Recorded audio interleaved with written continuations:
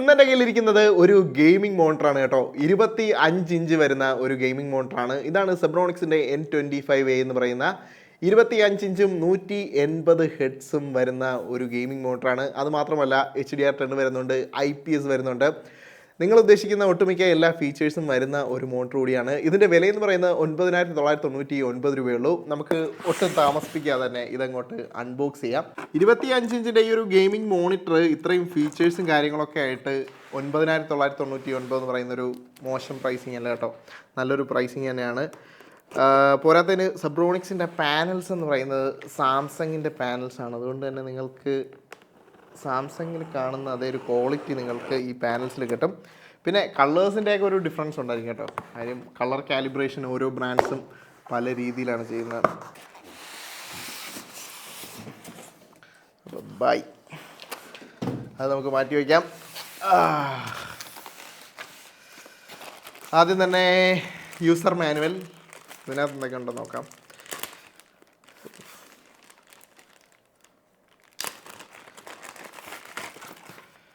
ഒരു user manual, നിങ്ങൾക്ക് ഇതിൻ്റെ ആവശ്യം ഉണ്ടാവില്ല, ഞാനല്ലേ പൊട്ടിക്കാൻ ചെയ്യുന്നത്. അപ്പോൾ ഇതാണ് ഇതിൻ്റെ ഒരു പവർ കേബിളാണ് കേട്ടോ. ഒരു 3 പിൻ പവർ കേബിളാണ് കൊടുത്തിരിക്കുന്നത്. അതുപോലെ തന്നെ ഒരു ഡിസ്പ്ലേ പോർട്ടാണെങ്കിൽ കൊള്ളാം. അതെ, ഡിസ്പ്ലേ പോർട്ട് കേബിൾ ഇതിനോടൊപ്പം തന്നെ കൊടുത്തിട്ടുണ്ട്. 180 ഹെഡ്സ് ആയതുകൊണ്ട് തന്നെ നിങ്ങൾക്ക് അതിൻ്റെ ഫുള്ളി യൂട്ടിലൈസ് ചെയ്യാൻ വേണ്ടിയിട്ട് ഡിസ്പ്ലേ പോർട്ട് തന്നെ വേണം കേട്ടോ. ഡിസ്പ്ലേ പോർട്ട് കേബിൾ തന്നെ വേണം. ഒബിയസ്ലി ഇതിനകത്ത് ഡിസ്പ്ലേ പോർട്ടുണ്ട്, 180 ഹെഡ്സ് ആണ്. അപ്പോൾ ഡിസ്പ്ലേ പോർട്ട് കേബിൾ ഇതിനകത്ത് കൊടുക്കുന്നുണ്ട്. ചില ബ്രാൻഡുകൾ 180 ഹെഡ്സ് ആണെങ്കിൽ പോലും മോണിറ്ററിനോടൊപ്പം ഡിസ്പ്ലേ പോർട്ട് കൊടുക്കാത്തത് വലിയൊരു സങ്കടമായിട്ടുള്ള കാര്യമാണ് കേട്ടോ. പിന്നെ അഡീഷണൽ കുറച്ച് സ്ക്രൂസ് ഉണ്ട്, എന്തിനാണെന്നുള്ളത് പൊട്ടിക്കുന്ന സമയത്ത് മനസ്സിലാവും. സിമ്പിൾ ഒരു പ്ലേറ്റാണ് കേട്ടോ. ഈ ഒരു പ്ലേറ്റ് എനിക്ക് തോന്നുന്നു മോണിറ്ററിൻ്റെ അടിയിലത്തെ ബേസ് ആയിരിക്കും. അപ്പോൾ നമുക്കത് കണക്ട് ചെയ്യുന്ന സമയം നോക്കാം. എന്തായാലും നല്ല ഭാരമുണ്ട്, നല്ലൊരു സ്റ്റീൽ സാധനം.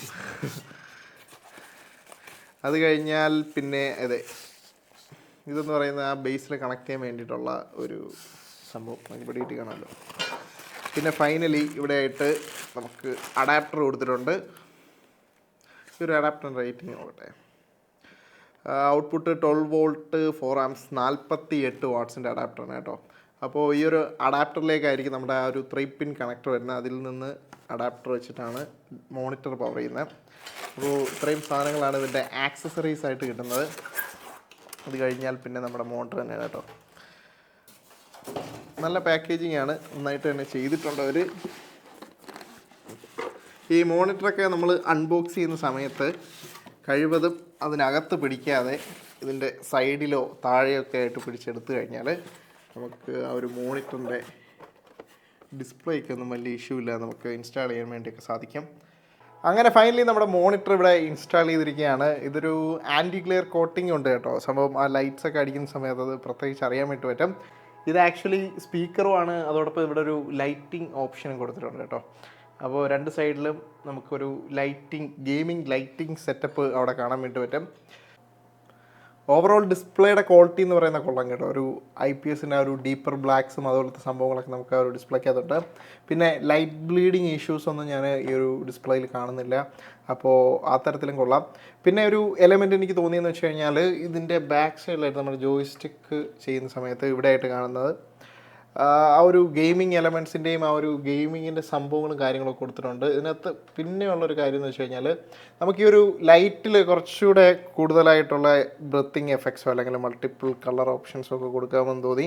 കാര്യം ഇതിനകത്ത് നോക്കിക്കഴിഞ്ഞാൽ ആ ഒരു ഫീച്ചർ വളരെ കുറവാണ് കേട്ടോ. ഇതിനകത്ത് പിക്ചർ എൻഹാൻസ്മെൻ്റ് അല്ല, ഇവിടെ നോക്കിക്കഴിഞ്ഞാൽ ഗെയിമിംഗ് ഇലുമിനേഷൻ, അതായത് ആംബിയൻ ലൈറ്റിങ്ങിൽ നമുക്ക് 2 ഓപ്ഷനേ ഉള്ളൂ. ഒന്ന് ഫ്ലിക്കറാണ്, പിന്നെ ഓൾവേസ് ബ്രൈറ്റ് എന്നുള്ള ഓപ്ഷൻ. ഫ്ലിക്കർ എന്ന് പറയുന്ന ഈ സംഭവമാണല്ലേ ഇതാണ് കാണുന്നത്, അതൊരു വലിയൊരു സെറ്റപ്പായിട്ടൊന്നും എനിക്ക് തോന്നുന്നില്ല. പിന്നെ ഇൻബിൽറ്റ് ഓഡിയോ വരുന്നുണ്ട്, അതൊരു നല്ല കാര്യമാണ്. ഓഡിയോ ക്വാളിറ്റി കുഴപ്പമില്ല, ഇത്രയേ ഉള്ളൂ. സൂപ്പർ അമേസിങ് അങ്ങനെ പറയാൻ വേണ്ടിയിട്ടൊന്നുമില്ല, ഓക്കെ ഇഷ്ടമാണ്. സോ ഇപ്പോൾ ഇവിടെ ആയിട്ട് നമ്മൾ ചെയ്തിട്ടുള്ളതെന്ന് വെച്ച് കഴിഞ്ഞാൽ ഡിസ്പ്ലേയിൽ പോയി കഴിഞ്ഞാൽ നമുക്ക് HDR ഓപ്ഷനുണ്ട്. സോ നിങ്ങൾക്ക് HDRലേക്ക് സ്വിച്ച് ചെയ്തിട്ട് HDR കണ്ടൻറ്റ് വേണമെങ്കിൽ ആസ്വദിക്കാൻ വേണ്ടി സാധിക്കും. നോർമലി HDR എനേബിൾ ചെയ്ത് കഴിഞ്ഞാൽ HDR വീഡിയോസിലായിരിക്കും ആ ഒരു വ്യത്യാസം കാണാൻ പറ്റുക. Maximum resolution 1920 by 1080 റെസൊല്യൂഷനാണ്. അതിനകത്ത് നമുക്ക് മാക്സിമം റിഫ്രഷ് റേറ്റ് 180 ഹെഡ്സ് വരെ സപ്പോർട്ട് ചെയ്യുന്നുണ്ട് കേട്ടോ. അപ്പോൾ നിങ്ങൾക്ക് ഇഷ്ടമുള്ളത് ചൂസ് ചെയ്യാൻ നിൽക്കാനനുസരിച്ച് 50 ഹെഡ്സ് മുതൽ 59 ഉണ്ട്, 60 ഹെഡ്സ് ഉണ്ട്, 119 120 ഹെഡ്സ് ഉണ്ട്, 120 165 180. അപ്പോൾ ഈ ഓപ്ഷനിലാണ് കിട്ടുന്നത്. ബിറ്റ് ഡെപ്ത് എന്ന് പറയുന്നത് 8 ബിറ്റാണ്, RGB ആണ്. ഇപ്പോൾ സ്റ്റാൻഡേർഡ് ഡൈനാമിക് റേഞ്ചിലാണ് വെച്ചേക്കുന്നത്. HDR എനേബിൾ ചെയ്ത് കഴിഞ്ഞാൽ കോണ്ടൻറ്റ് കുറച്ചുകൂടെ ബെറ്റർ ആയിരിക്കും. എന്തായാലും HDR നമുക്കൊന്ന് നോക്കാം. നോർമലി HDRലുള്ള പോലെ തന്നെയാണ് ഇതിനകത്ത് നമുക്ക് ആ ഒരു വിവിഡ്നെസ്സിനേക്കാളും കുറച്ചുകൂടെ ഡീറ്റെയിലിങ്ങിൽ കാര്യങ്ങൾ നമുക്ക് കുറച്ചുകൂടെ മനസ്സിലാക്കാൻ പറ്റും. നോക്കുന്ന സമയത്ത് ആ ഒരു HDRൻ്റെ ഡീറ്റെയിലിംഗ് നമുക്ക് കിട്ടുന്നുണ്ട്. കോറൽസിൻ്റെയൊക്കെ ഒരു ഡീറ്റെയിലിംഗ് ഇവിടെ കാണാൻ പറ്റും.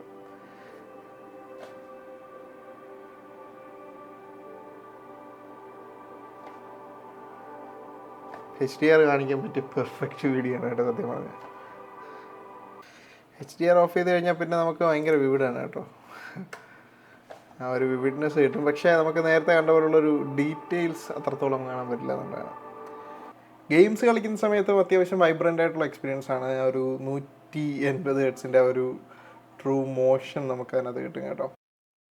അപ്പോൾ ഗൈസ്, ഇതൊക്കെയാണ് ഈ ഒരു ഡിസ്പ്ലേ പറ്റി പറയാൻ വേണ്ടിയിട്ടുള്ളത്. ഒരുപാടധികം കാര്യങ്ങൾ എടുത്ത് പറയാനുണ്ട്. വൈബ്രൻ്റ് ആയിട്ടുള്ള ഡിസ്പ്ലേ ഉണ്ട്, HDR ഉണ്ട്, പിന്നെ ഇതിനകത്ത് തന്നെ ബിൽറ്റിൻ ആയിട്ടുള്ള സ്പീക്കേഴ്സും അതുപോലെ തന്നെ ഗെയിമിംഗ് റിലേറ്റഡ് ആയിട്ടുള്ള ലൈറ്റ്സും കാര്യങ്ങളൊക്കെ കൊടുത്തിട്ടുണ്ട്. ഓവറോൾ ഡിസ്പ്ലേ അടിപൊളിയാണ്. സാംസങ്ങിൻ്റെ തന്നെ പാനലാണ്, അതുകൊണ്ട് തന്നെ ആ ഒരു ക്വാളിറ്റി എക്സ്പെക്ട് ചെയ്യാൻ പറ്റും. 180 ഹെഡ്സ് കിട്ടുന്നുണ്ട്, IPS ആണ്, പിന്നെ 1ms ആണ് റെസ്പോൺസ് ടൈം. അപ്പോൾ ഓവറോൾ ഒരു ഗെയിമറിന് വേണ്ടിയിട്ടുള്ള എല്ലാ സംഭവവും ഉണ്ട്. ഒരു ബഡ്ജറ്റ് ഫ്രണ്ട്ലി ആയിട്ടുള്ളൊരു മോണിറ്ററാണ് നിങ്ങൾ നോക്കുന്നതെങ്കിൽ 9999 രൂപയ്ക്കൊരു നല്ലൊരു ഓപ്ഷൻ തന്നെയാണ് കേട്ടോ സെബ്രോണിക്സിൻ്റെ C25 എന്ന് പറയുന്നത്. പിന്നെ ആ ഒരു 25 ഇഞ്ച് ഒരു സ്പെസിഫിക് ആയിട്ടുള്ളൊരു മെഷർമെൻറ്റ് നിങ്ങൾ നോക്കുന്നുണ്ടെങ്കിലും ഓവറോൾ ഈ ഒരു മോണിറ്റർ നിങ്ങൾക്ക് ആപ്റ്റായിരിക്കും. അപ്പോൾ എന്തായാലും ഈ ഒരു വീഡിയോ നിങ്ങൾക്ക് ഇഷ്ടപ്പെട്ടിട്ടുണ്ടെങ്കിൽ തീർച്ചയായിട്ടും സബ്സ്ക്രൈബ് ചെയ്യുക, അതുപോലെ തന്നെ ലൈക്ക് ചെയ്യാനും മറക്കരുത്. അടുത്തൊരു വീഡിയോയിൽ കൂടുതൽ ഇൻട്രസ്റ്റിംഗ് ആയിട്ടുള്ള മറ്റൊരു ഗാഡ്ജറ്റുമായിട്ട് വരുന്നവരെ ബൈ ഗൈസ്.